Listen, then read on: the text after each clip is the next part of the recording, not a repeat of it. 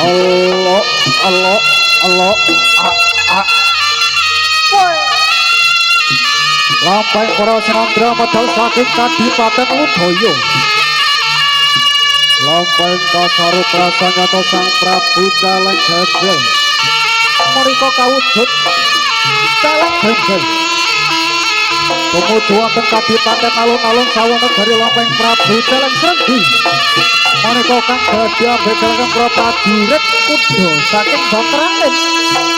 Kawuta sambutanipun Prabu Wonosewandono. Mereka tansah tuntun tak gambyong. Yah ayu galuh kondro kirana kang ajejuluk Dewi Sangga Langit. Midil saking Praja Kediri. Kusumaning ayu Karindra Busana Putri Narendra. Asar tuhu prasanyata Sang Prabu Caleng Srenggi. Elok.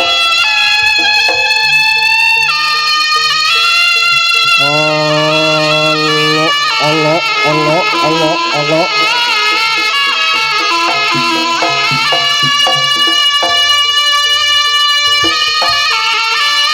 Woi.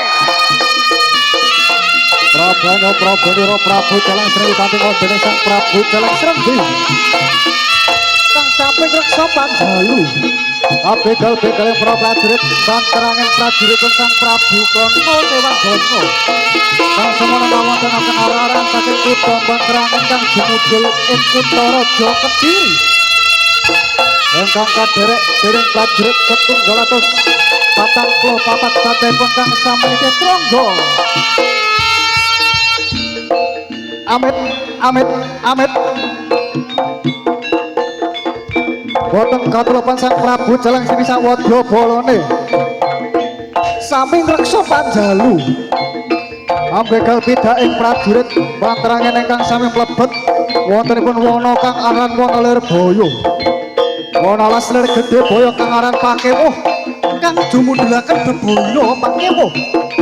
Gara-gara magedhe kabegal dening sawernaning wana alas kang sarta gelak wadyabala. Prabu Caleng Srenggi